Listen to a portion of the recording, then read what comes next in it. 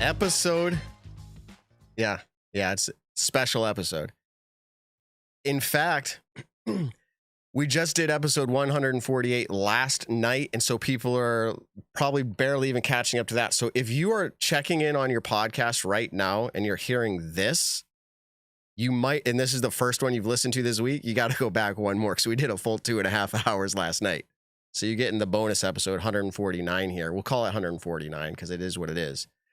Special episode. This is really interesting, unprecedented, uncharted waters for disc golf pro, especially the Pro Tour and FPO.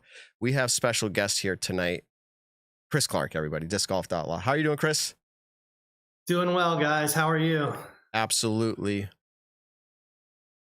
Well, do I have no audio? There. That's okay. I talked most of it anyways. You're was I muted the whole time? Yeah, but you didn't say too much as usual. Man, I was talking about how I was going to give $1,000 to some random subscriber, all these great things, and I guess everybody missed it. So that's okay. I guess it's not happening now. Per usual, I talk more.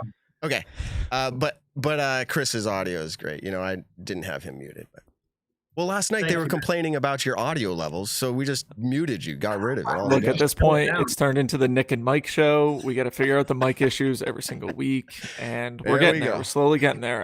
I move what feels like every single month to a new place, but anyways, killer episode. But Matt, before we really get into all that, this episode is also presented by Cosmic Disc Golf. Go to Cosmic DG for all your Cosmic needs. Ton more to say about that if you go on to their website, but then also massive giveaways going on right now. We've talked about it yesterday, the week before, and the week before that. Subscribe to the YouTube channel. Create some dummy accounts. Get us to 10,000 subscribers. And we have 2 massive giveaways going on right now. And anyways, so Matt, take it away. Yeah, that 48-hour giveaway is still going on. So anyone who subscribed in the last 48 hours, which is actually coming up on 24 hours now, someone in there is going to win. So, okay. Let's get into it. Disc Golf Pro Tour, the official Pro Tour of the PDGA, a few weeks ago made an announcement, I think it was 2 weeks ago now, that they have adjusted their schedule for the FPO, specifically canceling some events. I think it was D-Glow, it was Ledgestone, it was MVP. I think I might have missed one more. What did I miss? Ledgestone, D-Glow. Discmania Open went down. That's D-Glow, okay. Ledgestone, canceled. MVP. Yeah. That's all right. I'm missing one, but that's okay. So they canceled some events. They were adjusting others, saying, let's move them other locations. We're working hard to do that. I had sources that told me this is a fluid situation. Please sit tight. Everybody be patient. So I said to all of our listeners, please be patient. It's a fluid situation. I communicated that. And last night, unknowing of this announcement, I said, hey, by next week, it might be different. Everything might be put back. Well, in an interesting way, turn of events, let's talk about what was just announced. And Chris is here sitting in Evan's seat tonight. I think he's a good fit for when Evan's not able to make it for a lot of reasons. But thank you, Chris, for joining. We look forward to your opinion. So today, the disc golf, I'm going to read through this announcement and we'll just react as we go. And then we have follow-up opinions and comments we'll make as well. The Disc Golf Pro Tour is pleased to announce an opportunity for the disc golf community to come together and chart a new path forward with the creation of the Disc Golf Pro, or the DGPT United Series. The United Series is a new event designation that will be assigned to select FPO competitions, beginning with the 2023 Ledgestone Open. Transgender women are eligible to compete in the FPO division in United Series events if any of the 3 sets of criteria in C1, C2, or C3, this is the PDGA, I'm just giving you a summary here, it's the PDGA's eligibility requirements for gender-based divisions. As long as any of those criteria are met, implementing this standard means that eligibility to compete in a United Series event will be rooted in recognizing and celebrating gender identity. Let's stop after this first paragraph. First reactions that I'm getting, and I'll reach out for yours. They're pleased to announce they've been working hard towards finding a way to come together. Disc golf was split, is how I'm reading this paragraph. In their mind, disc golf professionally was split and there was upheaval. It sounds to me like they're saying their solution to come together right now is transgender women are eligible at certain designated events, a new designation called United Series, as long as they are met in the C1, C2, C3, which we'll talk about what that is. What do you think about this? Just let hard stop there. This come together moment. There's a United Series event designation.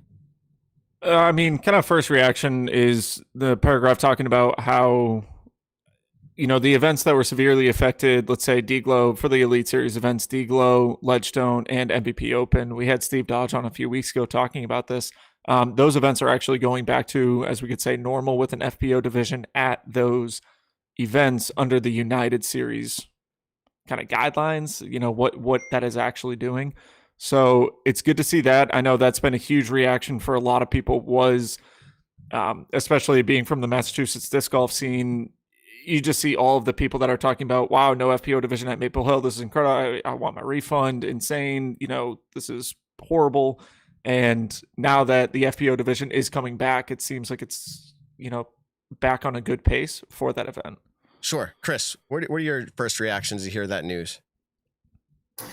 You know, we did a video on our YouTube channel not too long ago where I was accused, and probably rightly so, of maybe being a little tough on the Disc Golf Pro Tour's recent announcement of how they were planning to handle the rest of the season. And so I think this is a refreshing, welcome announcement, and it's more in line with what I would expect from the Pro Tour. And I realize, you know, you've paused at the first paragraph, and so I want to reserve some of my comments for once we've sort of discussed the issue broadly. But yeah, overall, I would say, you know, on the first paragraph you read, positive reaction.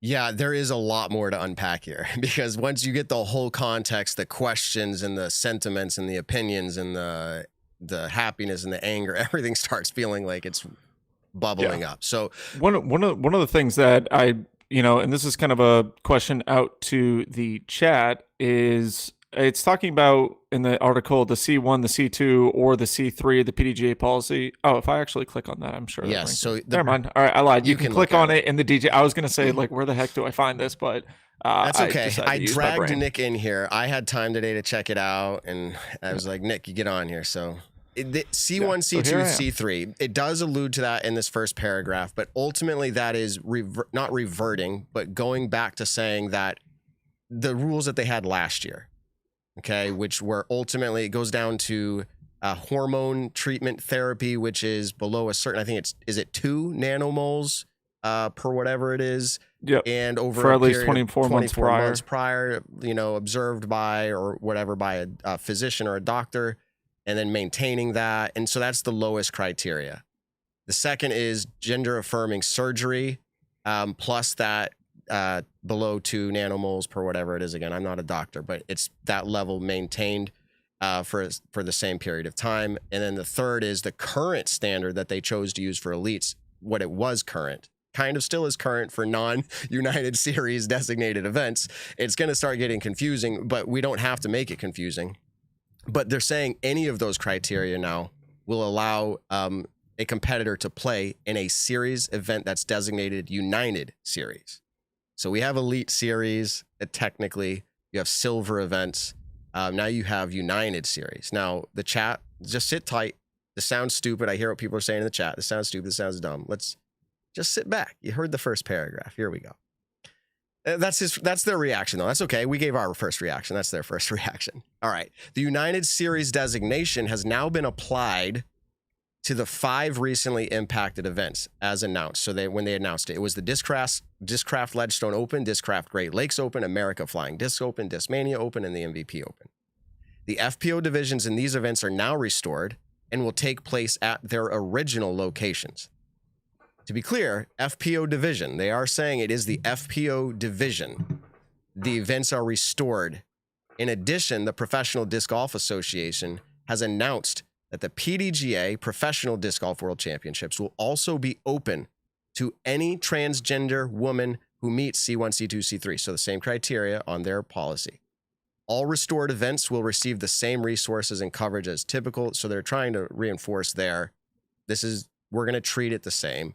Future events that do not carry the United Series designation will continue to require that transgender women competitors meet the C3 criteria. And this is what we said. So can you simplify, Chris? You probably understand this. I understand it, but I want to give you that opportunity. What do we see happening here? They're restoring some events, and then some events are staying the same. And why do you think that is?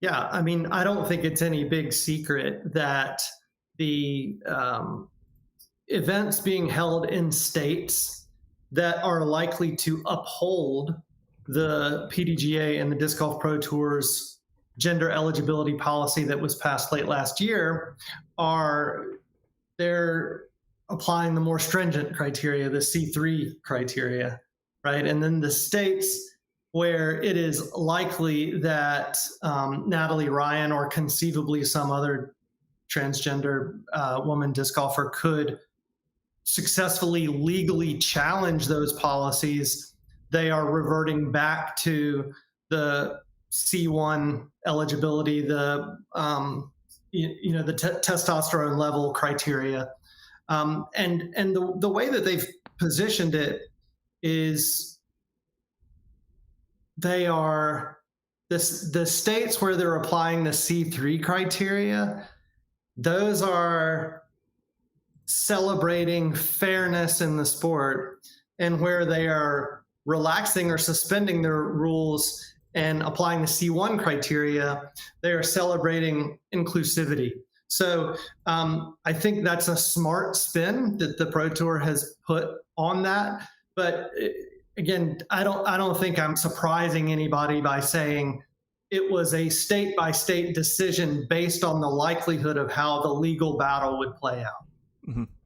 I did, yep. And I'm sorry to interrupt, Matt, but I did curious to hear what you guys think about one thing that you mentioned, which is the Disc Golf Pro Tour has announced that this is going to also apply at Worlds, which is a PDGA event. I just thought it was interesting that they lumped Worlds all into kind of this one announcement from the Pro Tour. Okay. That is interesting. I've thought through the fact that the PDGA has made this decision, but I didn't think through why it was lumped in here with the Disc Golf Pro Tour. That is interesting. I think, maybe it was just slid in there as a, hey, you're already making the announcement. We'll just kind of let you know. Probably, yeah. I bet you it shows up on the PDGA page somewhere, but not the same way. So, yeah. But that's another great talking point as well. We'll get off topic here just a little bit, but I believed, and I wasn't making a big deal out of this on the show for the sake of trying to preserve, how do I say it? LL Bean, big sponsor, not causing massive, I was willing to say, let's stay patient for a few weeks and see what happens before we bring that opinion, because there's a lot going on. And I did think in that time, though, there would be a massive, massive issue. I mean this with all due respect to any competitor who won, but if the PDGA has a rule that said one way, and then they let the rule slide and said, okay, fine, now this person can, or these people can play, and they win, but we don't believe it's fair, like, it would be a big mess. So they're reverting down to their lower criteria, which still says, we think it's fair if this is met. They had to do that. They had to do that if they were going to let them play. And otherwise, they were going to get taken to court. And then LL Bean very likely would be like, yeah, I'm out of here. So was it for money? I don't know. Comment. What do you think's going on with that? Go ahead, Nick. I think kind of looking at that paragraph as well, once again, kind of talking about the C1, the C2, the C3, the policy on eligibility for gender-based divisions. One of the biggest questions as I'm kind of just reading through those policies is kind of the testing aspect of it.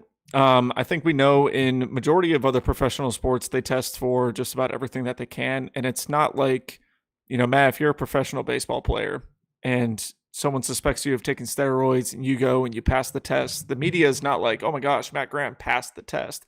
But if you fail the test, that's when the MLB will make an announcement. I think kind of, and the same thing in the Disc Golf Pro Tour / the PDGA is that testing actually getting done? And I know that's an insanely I would say, personal question if you were to ask that for anyone trying to play as a transgender player.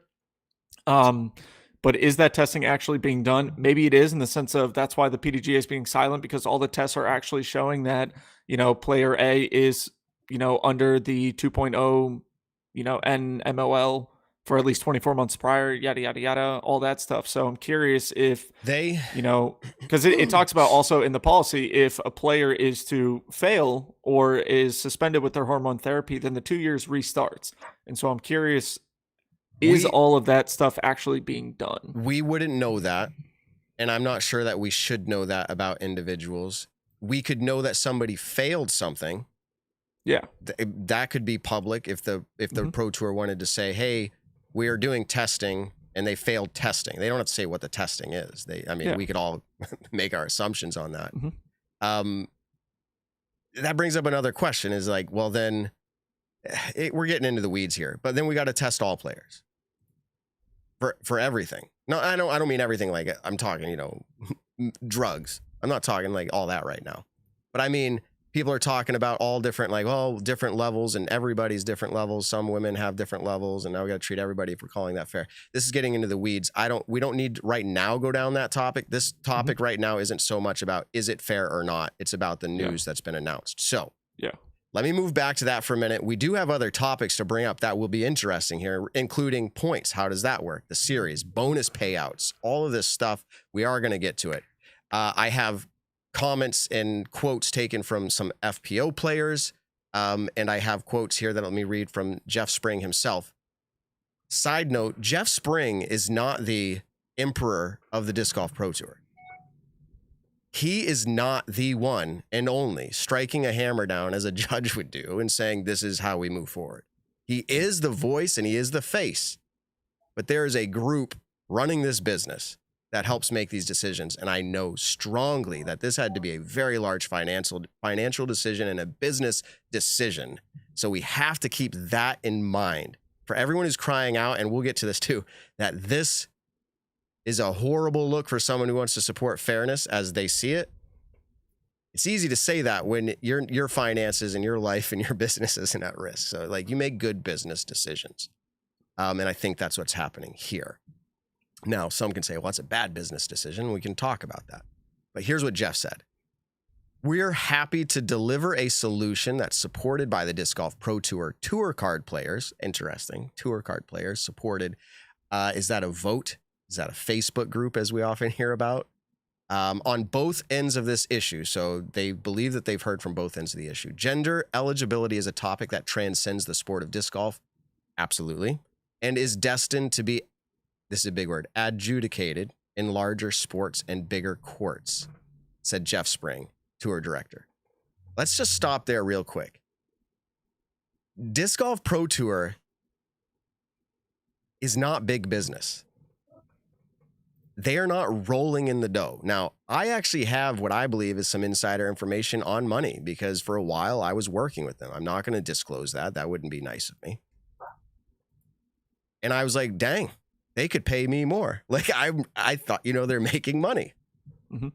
I don't see all their Excel spreadsheets and budgets and where it's all going, but they're making money, but they're not big business. And when you start having to go to court every single event and pay $100,000 per event, real quick, you're looking at the business side going, we can go bankrupt and the Disc Golf Pro Tour can be over, or we can try to make things work in an interim, so that we can keep trying to find a solution.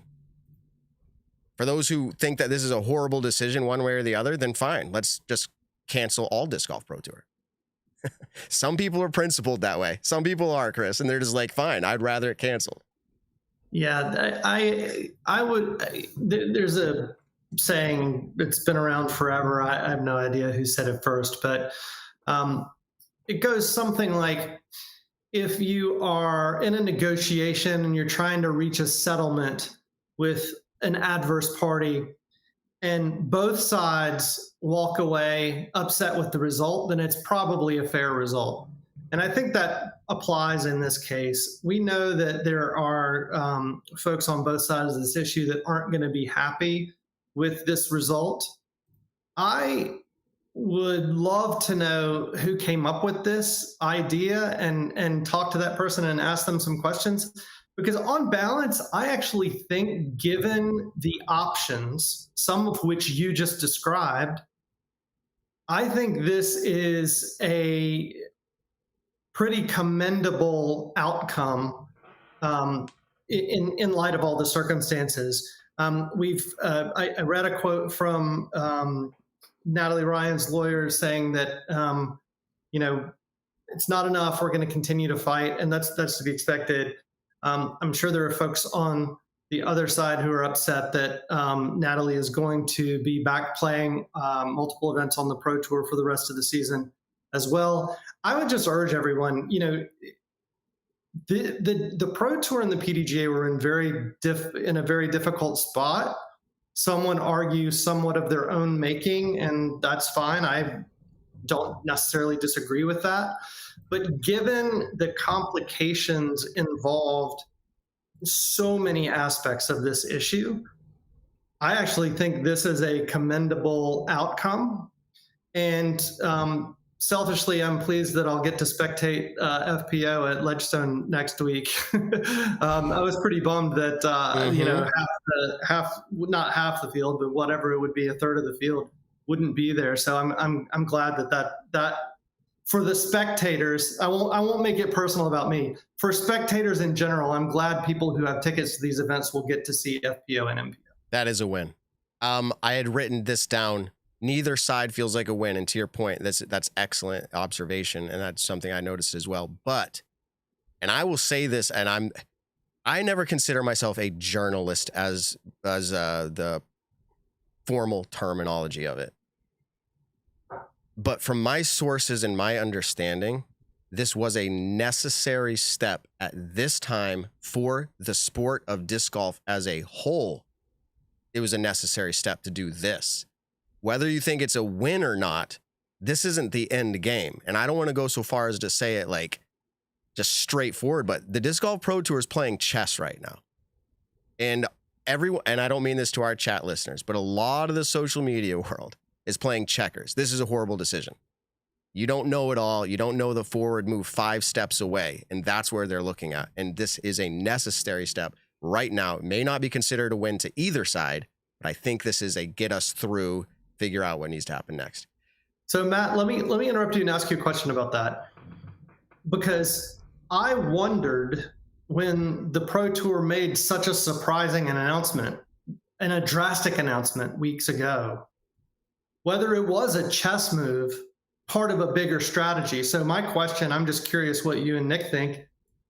Did the Pro Tour know or expect this outcome when they made the original announcement? Or do you think it's more likely they made the original announcement, then came up with a new decision and walked back the decision from a few weeks ago? I think personally, if I'm thinking about, I think their decision and when they came out with it without as much explanation that was needed, I think that was a little bit hasty. I think they had ideas of a solution falling like this that we're having right now, the conversations about. But I think it was also, if everyone had taken this and been like, oh my gosh, that was the greatest decision that the Pro Tour ever made, then I think that was kind of a win for them. But like I said, I think they were a little bit hasty, but I think this idea was probably brewing up for since they made that announcement, or if not before it. It wouldn't have been that crazy. I mean, it would kind of look smart looking back on it in a way, to let those of us who are fans of professional disc golf, who are spectators of professional disc golf, to think for a few weeks, geez, we may not have FPO to watch at all. If you've got tickets to an in-person event, you're not going to see the FPO field.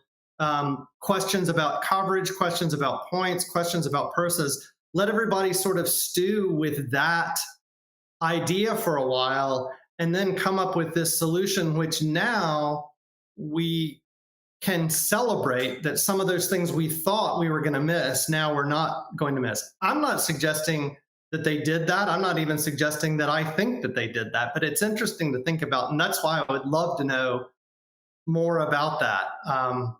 Maybe one day I will. Who knows? Yeah. I feel like the answer to that is somewhere in the... As fans, we like to react a lot. I feel like this is, how do I say it? Disc Golf Pro Tour is not dumb. And when I say Pro Tour, I mean organization. And for some reason, Nick's not in the room here, but you're still gone, but I can hear you. Oh, drop out. Kick out altogether because I can't. Yeah, we can't hear you. Okay. I feel like they know what the ramifications are of making decisions. When Nick says hasty, like, they aren't just pulling a plug without having an idea of what's next, at least in my opinion. That's not, absolutely not. They're going, well, what are we going to do next? They have a pool of ideas. So when they made that decision, there's definitely, I'm saying chess play. It brought it to a head, and this is going to be speculation. Backroom conversations are happening that we don't know about. I really believe that. And that period of time put a lot of pressure to make those conversations happen. These conversations happened to get to this place where this is a way longer conversation than we can have right now, but where this is being determined, how can we right now move forward where it makes financial business sense, and we have players who are somewhat supportive of either, like, not a win, but supportive of it. And they were able to have these conversations, keep saying speculation here, to get to a place where, as I kept alluding to, is fluid, be patient. They're working on something, I'm sure. And here we are. Now, before we move further into the quotes, they do have support in some ways from Kristen Tatar. You can read this article on there yourself. She talks about how it's a tough decision, but she supports them. They have, I think, Paige Pierce and Ella Hansen as well with the similar types of remark. This is the best solution. This will work. We feel respected and heard. So 3 FPO players on the elite level. And I want to read, let me finish this article. Then we can read a few more from other players and what they're saying. So after those quotes, it comes, the United Series will function as a coexisting event designation alongside the regular Disc Golf Pro Tour Silver, Elite, Elite Plus, and playoff designations. For the remainder of the 2023 season, events that carry the United Series designation will award both standard points and co-equal United Series points. For example, the Ledgestone Open, which is an Elite Plus, FPO division winner will receive 150 standard points and 150 United Series points. Because there's 2 series. That event's now, you could almost look at it as sanctioned by 2. So you're winning both if you win. All Disc Golf Pro Tour, let me see. Now, including at the World Championships as well. All Disc Golf Pro Tour events, the eligibility policy is in place based on event designation, will inform which players are able to compete, and point standings will not supersede those policies. So in events like Ledgestone coming up, where now both of these series will be in play, in the FPO division, FPO players will, I guess my question is, okay, I'm going to, Natalie Ryan. If Natalie Ryan plays and wins the FPO division, she does not get the normal points. Is that how you read this? Because she's not eligible for that series? Yeah, I was confused about so far. that. Yeah. I'm not sure I fully understand exactly how the points will work. Okay. What about you? So kind of how I'm reading it is, there's a separate tour inside of the tour, and it's lasting until the MVP Open, Yes. which will be the end of this event. That's so correct. What does that give them? 5, 6 events maybe until the MVP Open. That's under the United Tour.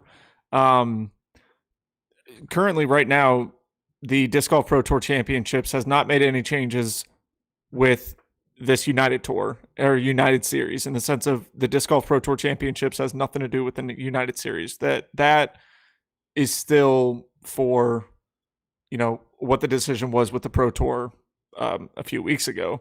And so what it sounds like is, the way I'm reading it is, there's a mini tour right now. It's X amount of events until the MVP Open. Yes. And this is happening in the next paragraph. I'm kind of jumping the gun. I get that portion of it. I think you're going to get, so let's say Paige Pierce, who's not playing, but we'll just pick her because she's not playing. If she was to play and win, she gets United Series and she gets Standard. That's how I read it. She would get both because it's both series. But I'm saying for Natalie, is she able to get this new, she gets the new designation for sure. Yeah. Because she's eligible to play there. But you know what? No, now that I'm thinking through it, yeah, she would get both too, because they opened up the FPO division to any criteria of C1, C2, C3. So she's a normal competitor in there playing with two series. The Pro Tour Championships. Well, that's where I was going to go, because the stricter criteria, the C3 criteria, are in place for the Pro Tour Championship. Yeah. So I think technically she gets awarded those points. Yes. And because before this whole thing even came about, she had played in the Lake Marshall Open, which was a wraparound event. So she has Disc Golf Pro Tour points, and then also the Preserve Championships, I think it was. She started OTB Open, wasn't able to play the whole thing, but then so she has DGPT points. So if for some odd reason the Disc Golf Pro Tour has to go and say we have to lighten that, to C1, C2, or C3, not just C3 specifically, from what I would assume is she would still be gaining all of the points for the Disc Golf Pro Tour and the United Series. And then whether those Pro Tour points matter or not is kind of what we will find out in October. And the way that I would assume that works in October is, if Natalie, let's say for Ledgestone, she goes and wins the event, she gets 150 points for the Pro Tour, she gets 150 points for the United Series. If she is not allowed to play the Disc Golf Pro Tour Championships whatsoever, then what I would assume is people on the Pro Tour who do the math would just award those points to the players who, if Kristen Tatar got second place at, Ledgestone and got 75 points for it, I would assume they would make it so she got 150, or they would just leave it as is. I mean, those are both the options to it, but I think that's kind of the idea. Yeah, I see it now. I had that epiphany with that last comment I made. Natalie, assuming, again, we're assuming here, but C1 or C2 or C3 are going to be met for her, and she plays in these United Series designated events, and she wins, she would get both sets of tour points because she was invited to that event, and that event happened to have 2 series of events. That's how I'm seeing it. What they do with the points at the end, if that's the end, is Maple Hill MVP Open. I would assume, because it says they will not be moving into play at the championship. So yeah, they're going to be pointless there. But the United Series, they talk about a bonus system. Let me go a little further here. The 2023 United Series will culminate at the MVP Open. So that's where the end of the United Series is. And the top 3 competitors in United Series points will receive bonus payouts. So some form of payout. The Disc Golf Pro Tour is committed to maintaining a long-term solution, including the possible, that's a very important word there, extension of the United Series into 2024 and beyond, and will release more information on 2024 plans at a later date. Read as, this is very fluid, and we don't know what's next. And I'm not calling them dumb. I'm saying it's fluid, as in they're making decisions, they're having meetings, they're talking to people. They go on to have a nice message at the end towards supportive of all members, how they usually close out all their emails. I want to move really quick. We have a few topics outside of the article that we'd like to talk about. One, I want to read from Sarah Hokum. She's a large proponent for fairness, as she promotes it, in the Disc Golf Pro Tour FPO division, saying that transgender women should not compete in the FPO. She says this is in reaction in her social media. This controversy is bigger than disc golf. For us to take on the task of solving this ourselves puts the growth of the sport in jeopardy. While the United Series is not a perfect solution, it does ensure that FPO players can continue to pursue their dreams, travel with their significant others, and play on courses that have historic significance and strong community support, while still maintaining the view that bodies that went through male puberty make competition unfair in FPO. This also ensures that the Disc Golf Pro Tour is in compliance with state laws in regions that recognize gender identity and sex as identical. I want to pause for a second there. Chris, it is an interesting situation because this is not a country law. This is state. It's really disruptive to someone who's doing a tour. Like that's a massive point here, because if the Supreme Court ever gets this and they rule one way or the other, in a lot of ways, that'll make it easier because you'll just say, we don't have a choice. I first encountered the idea of gender identity being considered a protected class the same way that sex is, frankly, from Natalie's suit that she filed in California, and reading their Civil Rights Act that they have, which, as you point out, is a state law. The Minnesota statute's not identical to California by any means, but Minnesota is another jurisdiction that recognizes gender identity as a protected class as well. And you're right, that is exactly the state by state legal point that I think is most important. And if we could have a sport that is better funded to take up that battle all the way to the Supreme Court, I think that's certainly what the Pro Tour and the PDGA are hoping for. But this is not going to be a cheap or quick legal battle for anybody. Yeah. And so I understand where they're coming from, and I feel like that it's when they say this may extend into next year and beyond, I think they're being genuine, because like you said, it's fluid and we don't really know what the future holds. So I have a note here to talk about. It's a great transition to talk about. I actually still have more Sarah Hokum too, but you brought up maybe there's hopes that another organization may tackle this. I think it was a week or two ago, very recent, the World Cycling Organization.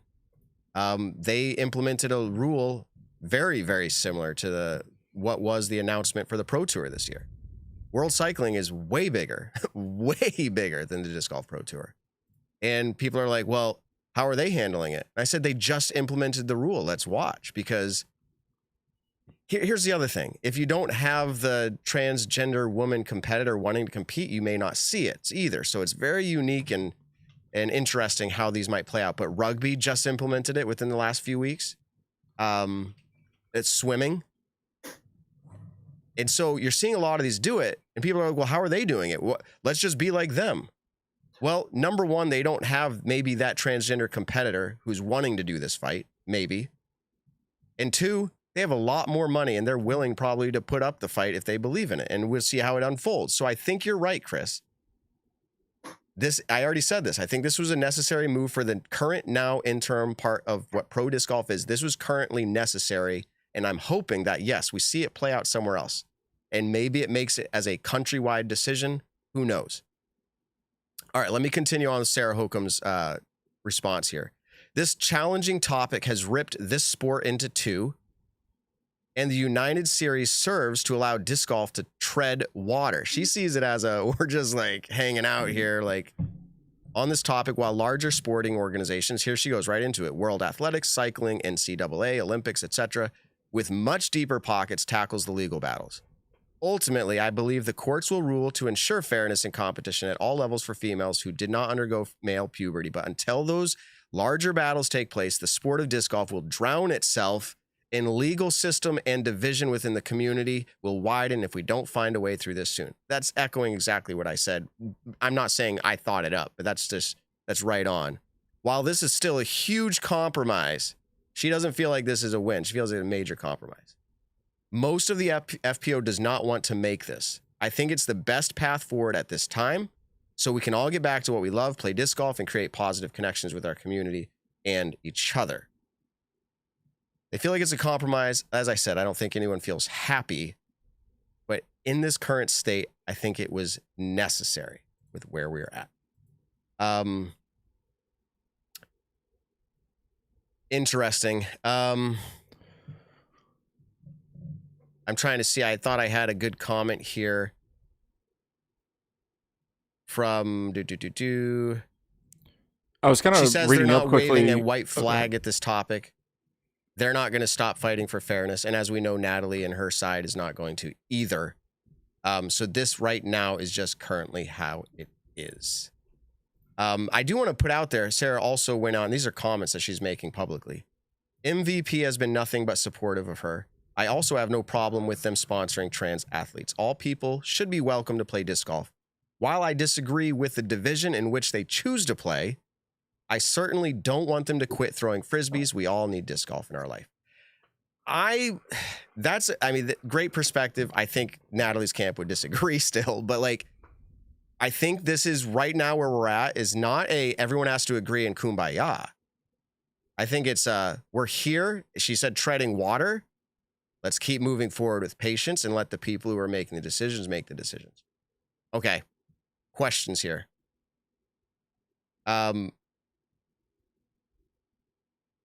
What are we thinking? Like, where do we go from here? I feel like I'm seeing a lot in the chat and I'm seeing a lot publicly. This is dumb. They just gave in. It's all about the money. And I'm like, well, it is all about the money. But like, if you think people are making, a huge decision on it is about the money. The Disc Golf Pro Tour is reverting on what they believe in. It's cheaper to pay $5,000 bonuses to the players who win those events or win the finale for it. Let's say they get a $5 or $5,000 bonus. It's cheaper to pay that than it is $100,000+ in litigation fees and everything like that to go to each and every single state and have a court case on it. So yeah, I think it's, instead of spending a lot of money in something that's not working in our favor right now, let's spend a little bit of money until that potentially works in our favor. I mean, I was just kind of reading up on the World Cycling Governing Body and their transgender lawsuit that was just happening, and they had a similar criteria that transgendered athletes could go in until one of the transgender players or cyclists had won an event in May. And now they've gone on, female transgender athletes who have transitioned after male puberty will be prohibited. So they're kind of, I don't want to say they adopted the TGPT rules because now we're kind of going away from that in a sense, but they, that is their new rule and that was passed. And I don't know, maybe at the same time, it says it's from the governing body of it, but I'm curious if a transgender cyclist goes at the World Cycling Governing Body. Is this same thing going to happen in that sports organization than it is ours? So I don't know. In response to the folks who may be saying that the Disc Golf Pro Tour is abandoning their position or what have you, I think, Jeff Springs said in his announcement today, the Disc Golf Pro Tour is an organization that cherishes inclusion. We've spent years celebrating the inclusion of trans athletes. I don't perceive this as a change of course in any way for the Pro Tour. I think it's what you said earlier, Matt. I think it's a business decision that they're making in order to have the business survive and keep as many people as possible happy, which, as we've sort of pointed out several times now, it's obviously never going to be everyone. But I think I may have said this a previous time when I was on the show, so I'll apologize for repeating myself, but I just really believe this strongly. The folks online that are saying, the solution to this is simple. I've read that so many times. And I just stopped reading right there, because if you think that this is a simple topic or a simple issue, you're just choosing not to fully appreciate and understand how complex it is. So, again, I don't feel like the Pro Tour has suddenly abandoned their fight. I don't think they even wanted the fight to begin with. I think they're just trying to make a good business decision. Yes. And so again, react to a few that I'm seeing here. Like, seems like this is about making a very small minority happy in the chat. It's not about making a small minority happy. Like, they're not doing this to make somebody happy. They're doing this to save their business. Doesn't, as Chris just said, that doesn't mean that they've changed on how they feel about it. But this is a business decision. They're like, oh, we want to make somebody happy. Like, okay, no, they don't want to spend $100,000 a week on litigation. Like, it's that's a simple thing to understand in my mind. So I do believe this. I'll say it one last time. I'll get ready to wrap up. I do believe this was a necessary step forward. I think it was a business decision. I think it's important for FPO in the pro disc golf future. I actually think disc golf, I have sources, I know things, and sometimes you get this pressure in your head. And I'm like, I actually think disc golf was, maybe not disc golf the recreation, but disc golf the pro side, I really do believe was teetering for a few weeks. I actually believe that. Mm-hmm. And that was where my be patient, everybody, was coming from, because I was like, this is incredible. Like, I was stressed out. So not all agree with this, and that's fine. Both sides have already been public that they don't. Natalie's already posted some things saying how this is not a win. But there are some wins, but not fully, right? And then for those who are saying easy, as Chris said, my reaction, it's easy to stand your ground when your job and your livelihood and all that, your business isn't on the line. Chris, I got a general question kind of in the law side of things, and you might be able to answer this, maybe not. Let me just finish I was giving one last finishing statement. The Disc Golf Pro Tour agrees with the majority of people speaking about fairness. Like, they are agreeing with the majority. So about making the minority happy, no, they actually know the majority of people are wanting to protect fairness, okay? And I'm actually one of those people. They adopted that rule. They fought for it in court. They said they were disappointed with the court rulings. Like, they are very clear where their stance is. They aren't doing this to make someone happy. They're doing this to save the company right now, I believe, their mindset, and with hopes that they can keep this fluid situation moving to extend it to where they, hopefully, the positive future of the sport goes. So that's my final thing. Sorry, Nick, go ahead. No, it's all right. I didn't know I was cutting you off. My bad.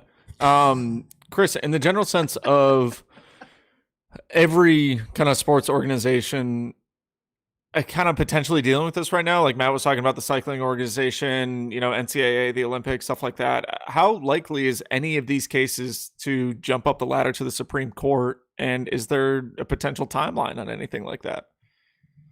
Yeah, I can't say. I'm not aware of the existence of any other litigation ongoing in any of these sports right now. And I'm not saying that there's not. I'm just literally saying I don't know. I pay attention to disc golf and really not a lot of other sports from the legal side. It's a long time. We have to have a decision, have a verdict at the trial level, and then it would go to the Court of Appeals, and then it would go up to the Supreme Court. These are all things that take time. The Supreme Court chooses what cases it hears. It could choose not to hear a case on appeal. So I think I would be shocked if something made it to the United States Supreme Court in the next 3 or 4 years. I think that would be a fast time frame if that happened. Yeah. The big picture.